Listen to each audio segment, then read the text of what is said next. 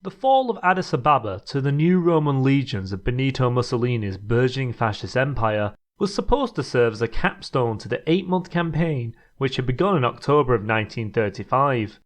With the Emperor, Haile Selassie, fleeing the country into exile on the 2nd of May following his army's defeat at Premature, it seemed to Marshal Pietro Badoglio and his generals that the war was all but over.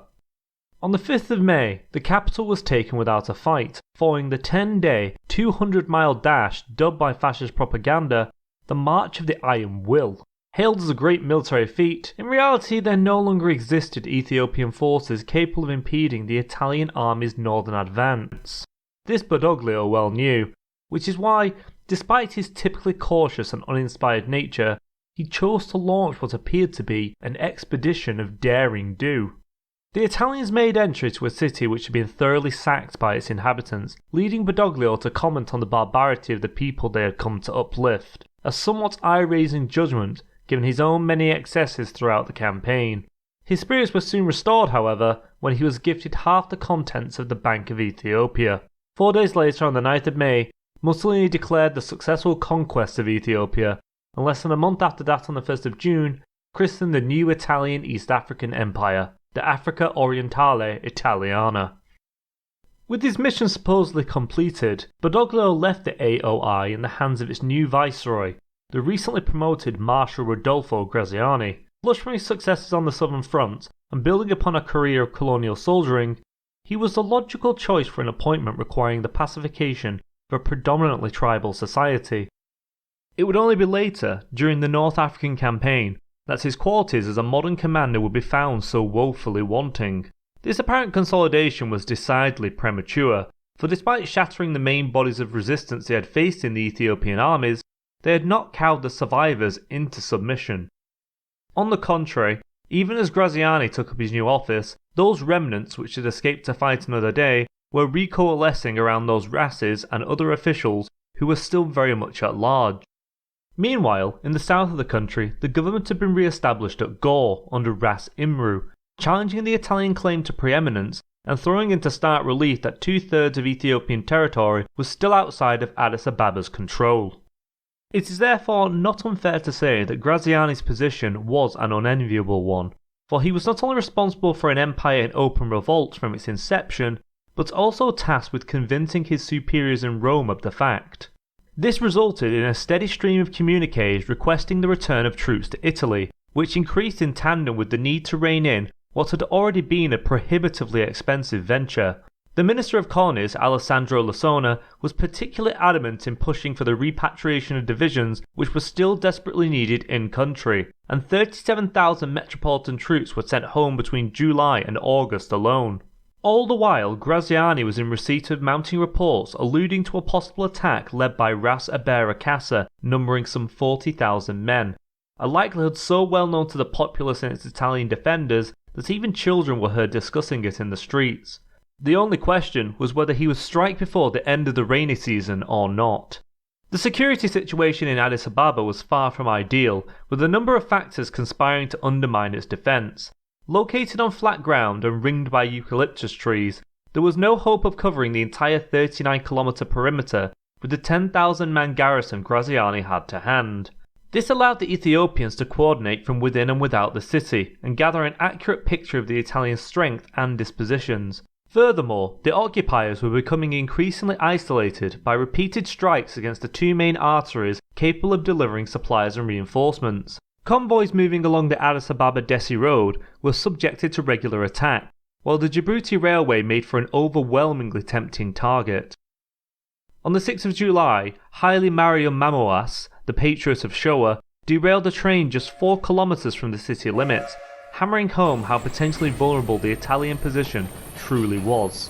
Certainly, a siege mentality came to permeate the occupiers' minds, which would arguably only find its outlet in February the following year in the Graziani massacre, or Yekatit 12 by the Ethiopian calendar. For the time being, however, the defenders braced themselves for the attack every inhabitant, native and European, expected to be coming. General Italo Garibaldi, Addis Ababa's military governor, sought to offset his numerical weaknesses by ringing the city with small, fortified outposts and positioning his troops in key areas from which they could respond with rapidity to any evolving threat. To bolster their ground forces, the Regia Aeronautica was also placed on high alert, a weapon which had proven itself time and again against the tribal armies who could do little to resist attack from the air. It is worth considering that despite the general mood of concern prevailing in the capital, the psychological initiative held by the Ethiopians was not reflected in their tactical and strategic capabilities. When Italy invaded the previous year, they had caught Haile Selassie's army in the early stages of modernization. For the most part, the bulk of Ethiopia's generals and soldiers lacked any modern military training and equipment, rendering coordination a critical flaw in their ability to resist. This was not lost on higher government officials. Quite the contrary, they recognized the backwardness of their military machine, but chose to go to war with what was tried and true, rather than risk being caught between centuries. It is also unlikely that in a country which was still dominated by a feudalistic nobility, that a suitably large, modern army could be constructed without decades more administrative and economic reform. The small Imperial Guard was a template for a future Ethiopian army, and performed well at the Battle of Premature, but was still organised under the person of the Emperor, the same as the other Rasses maintained their own household troops. It was under these conditions, then, that Ras Kassa and his allies planned a multi-pronged assault designed to wrest the largest urban area in the country from an entrenched and alert opponent.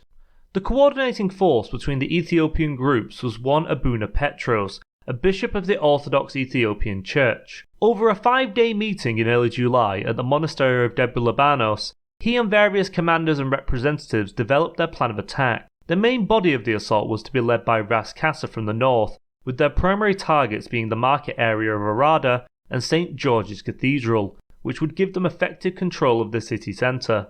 From the northwest, Ras Abebe Arige would take the Little Gebi, the seat of Italian governance, while Fiki and Mariam moved from the south against the Great Gebi.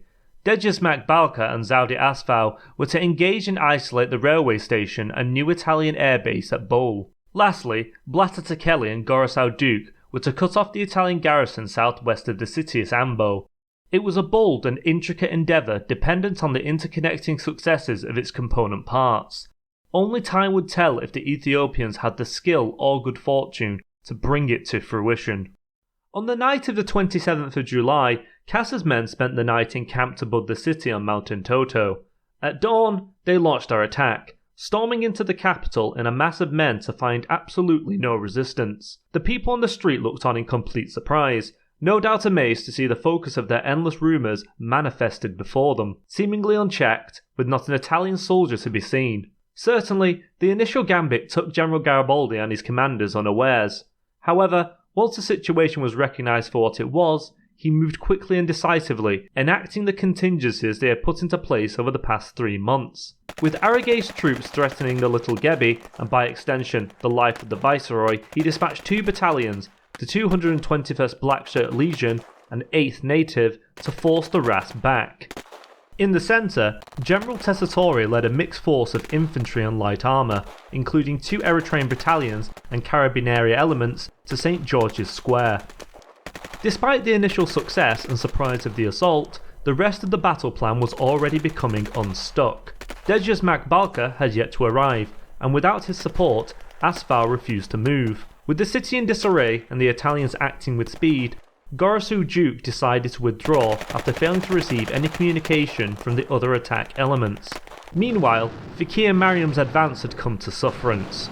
Blocked by the river Kabana in flood, he came under fire from General Galina towards Akaki Gabana, General Tessitore from Addis Ababa, and the Regia Aeronautica. It is difficult to place these events in a succinct order, with contradictory reports muddling the chronology. However, by late afternoon, it seems the attack had lost its momentum on all fronts. Italian forces were attempting to encircle Ras Kassa's men, trapping them between St. George's Square and elements of Tessitore's command flanking them in the rear. Eventually, Balka arrived to put in his attack at the airport. However, by this juncture the battle was already lost. As the main body of the assault disintegrated, Men set out to escape the capital individually and in groups. Fighting was centered around the north and northwestern edges of the city, with Italian irregular banda troops hunting down their fellow countrymen. Due to this fragmentation, however, and the aforementioned size of the Addis Ababa perimeter, the majority managed to slip away. Abuna Petros was not one of these men. With the assault faltering and troops breaking, he led a small contingent back towards St. George's Cathedral, ignoring Cassa's pleas to withdraw. Here he was captured, and the next day, promptly hung in the market square. Assessing the attack in hindsight, its problems were myriad and strengths less so. Dependence on a coordination Ethiopian forces had rarely been able to manifest, and an enemy prepared in advance, its outcome could have been far worse. The lack of support shown by the population was likely key to the Italian victory, with Graziani commenting they had remained extremely disciplined during the battle. If they hadn't and the garrison had faced a citywide rising, it is not hard to imagine General Garibaldi's troops being overwhelmed by sheer numbers. Instead, they had remained quiescent and in a moment rare for Italian arms, allowed the occupiers to enact their plans with relative efficiency. Critically for the Patriot resistance, the Ethiopians had evaded annihilation and so continued to menace the capital. Less than a month later they would return and assail Addis Ababa once more. However, it would not be until May of 1941 and the return of the Emperor that the city would finally be liberated.